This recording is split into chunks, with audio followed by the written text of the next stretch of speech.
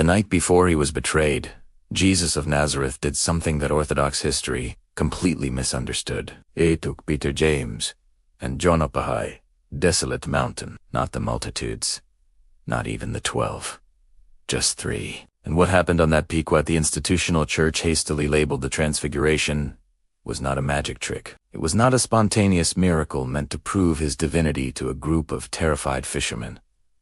It was a demonstration. It was a technique. The canonical Gospels describe Jesus glowing, his face shining like the sun, his garments becoming violently white with light, and the 3 disciples collapsing to the dirt, utterly overwhelmed by the frequency. But here is what the redacted accounts refuse to tell you. Jesus wasn't showing them something they couldn't do. He was teaching them the exact biometric and spiritual protocol to do it themselves. The suppressed Gnostic text, known as the Book of Allogenes, reveals what actually occurred on Mount Tabor. Jesus demonstrated a highly specific 7-minute neurological and spiritual practice that forcefully shifts human consciousness from dense material identification directly into monad awareness, the absolute source. When you cross that specific threshold, when your awareness finally recognizes itself as the infinite source temporarily localized in a biological form, your physical body has no choice but to respond. Light emanates, not a poetic metaphor of inner light, actual, visible, photonic radiance. Because in that exact moment, you are no longer functioning as a human being. You are the monad expressing through a human avatar, and the physical form reflects the terrifying voltage moving through it. The church kept the story, but they surgically removed the instruction manual. They turned it into an exclusive miracle of a God-man, rather than a reproducible technology for anyone carrying the divine spark. And the reason they removed it, the reason the parasitic architects of this reality, the Archons, work so desperately to keep this specific ritual suppressed, is because 7 minutes is sustainable. 7 minutes a day means that within a single month, you have accumulated hours of operating entirely outside their matrix. At that threshold, telos at you, not temporarily, permanently, because you cannot unknow what you have directly experienced. If you are ready to access the monad tonight, go to the comments right now and declare your sovereignty. Type, I am the access. To understand why this is a 7-minute protocol, you must first understand that 7 is not just random, mystical numerology. It is functional, cosmic design. Your consciousness moves through layers of density. Most of humanity, the Hillocks, live their entire lives trapped in the outermost layer. Material identification. I am this body. I am my bank account. I am my trauma. I am my thoughts. That outermost layer is where the Archons have absolute, uncontested control over you, because in that layer, you have subconsciously agreed to the illusion that you are separate from the source. But underneath that layer is another, and underneath that, another. 7 layers total, corresponding to the esoteric descent of the soul through the planetary spheres. This forbidden ritual is designed to meticulously move your awareness through all 7 layers in sequence. Each minute peels back one specific veil of separation, until what remains in the 7th minute is nothing but raw, direct gnosis. The Archons do not fear your grand, dramatic spiritual achievements. They do not care if you have a wild ayahuasca trip, a spontaneous kundalini awakening, or a fleeting near-death experience. Just wait. They know the intensity of the fireworks will eventually fade. You will come back down into the density of your daily life, and the memory will simply become a cool story you tell at dinner parties. But 7 minutes every single day, that terrifies them. Because that builds permanent neural pathways, that trains your central nervous system to hold a high-voltage frequency without burning out, that creates a baseline of stability that they cannot simply wait out. If you commit to this, I must warn you of the Archonic counterattack. Week 1, they will try to make you skip days. Suddenly, you will feel inexplicably exhausted. Your schedule will become chaotic. A voice in your head will say, "This isn't working anyway." Week 2, they will amplify your intellectual doubt. Am I just sitting here talking to myself? Is this just a placebo? Week 3, this is the extinction burst. They will manufacture physical chaos. A sudden financial crisis, a relationship blowing up out of nowhere. Anything to pull your frequency back down to fear and distract you from the practice. But if you hold the line, if you make it 2 week 4, having practiced 28 times, something inside your DNA permanently shifts. You cross the event horizon. You have touched the monad enough times that you no longer believe it is real. You know it, and that knowing is bulletproof. The Archons can still try to attack you, but they can never again convince you that you are a powerless victim, because you have directly, viscerally experienced the absolute opposite. Find a space where you will not be interrupted. It does not need to be a temple or a sacred altar. Your bedroom, your parked car, a quiet bench. The monad does not care about physical geography. It cares about absolute attention. Close your eyes to shut out the visual matrix. Minute 1. The exhaustion of noise. The first minute is silence, but not the kind you were taught in mainstream meditation. You are not fighting your thoughts. You are letting the egoic mind exhaust itself. Thoughts of your day, your stress, your to-do list will rush in. Let them. Do not engage. And do not resist. Watch them appear and dissolve like waves crashing on a rock. Most people fail here because they believe the goal is an empty mind. It is not. The goal is realizing that you are the silent awareness watching the thoughts, not the thoughts themselves. As you stop fighting, microscopic gaps of pure presence will begin to open. That is the door unlocking. Minute 2. The descent. Most humans live entirely inside their skulls.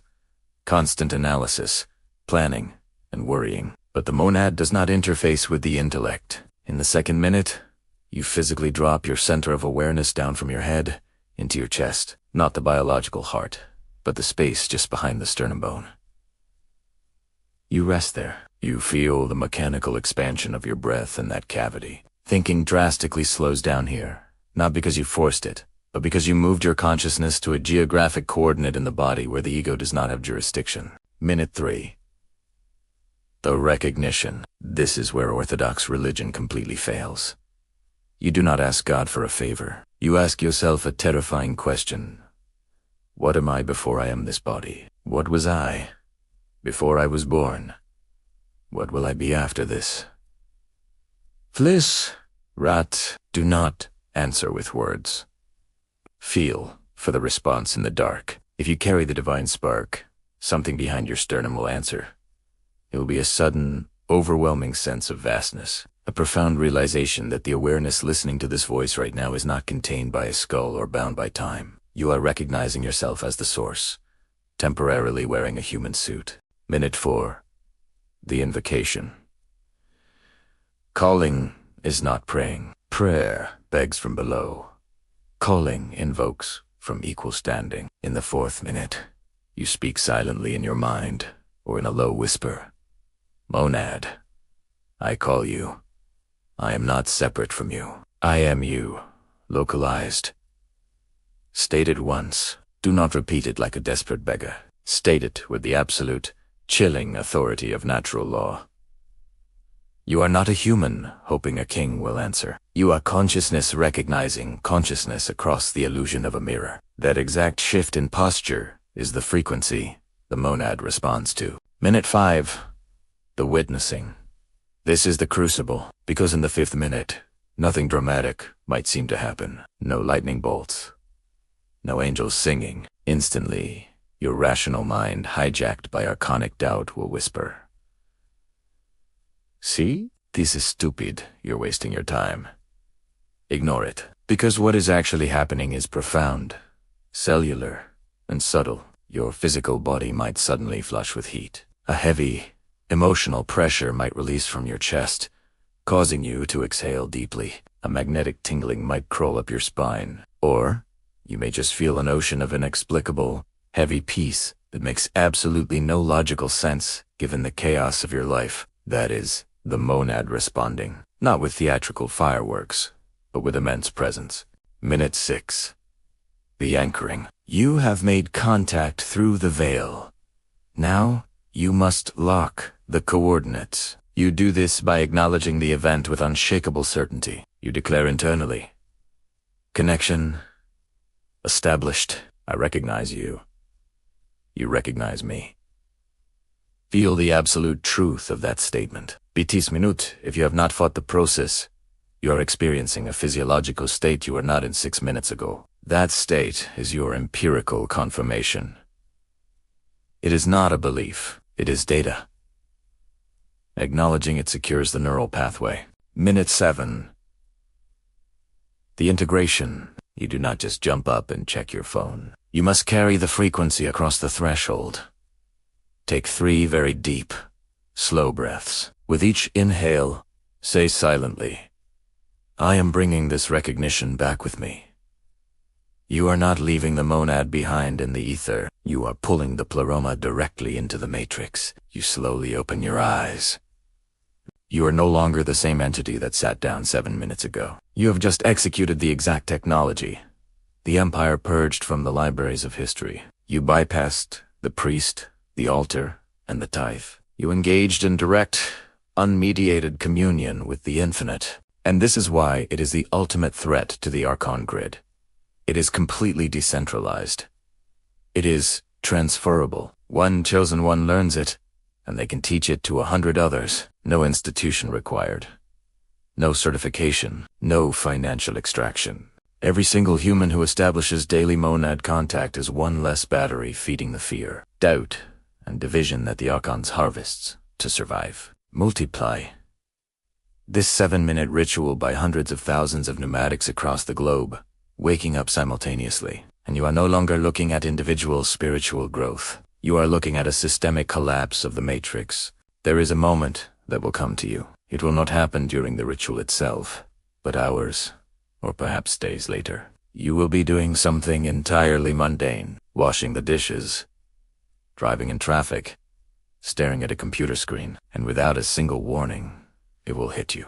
That the immense staggering presence you touched during the 7 minutes, it will suddenly be right there in the room with you, not as a distant memory, as a visceral immediate reality. And in that breathless instant, the final illusion shatters. You will realize that the 7-minute ritual didn't build a bridge to a god that was far away. It merely quieted the noise long enough for you to notice what had been sitting quietly underneath your skin for your entire life. The monad is not a destination you visit for 7 minutes and then leave. It is what you are. The ritual is just the act of taking off a heavy, suffocating costume you've been wearing for so long. You forgot it wasn't your actual face. When that realization strikes, and it will strike if you commit to the practice, you will never again need a pastor, a guru, or a YouTube video to validate your existence. The recognition carries a terrifying certainty that cannot be argued with, debated, or doubted away. This is the endpoint of all true spiritual seeking. Every book you've read, every philosophy you've debated, every desperate prayer you've cried into the dark, they were all just clumsy attempts to find this exact, direct recognition that you and the source are one. Jesus taught the chosen ones this 7-minute protocol to cut through the bureaucratic red tape of religion, silence, dissent, recognition, invocation, witnessing, anchoring, integration. That is the entire blueprint of liberation. If you are committing to the 7-minute Sizoji tonight, you must anchor your intention into the physical realm right now. Go to the comments and declare, I am the Axis. Commit publicly to the 30 days. Let the Archons know their feeding trough is closed. Subscribe to this channel because we are actively mapping the exit routes the Empire tried to burn. Hit like on this video.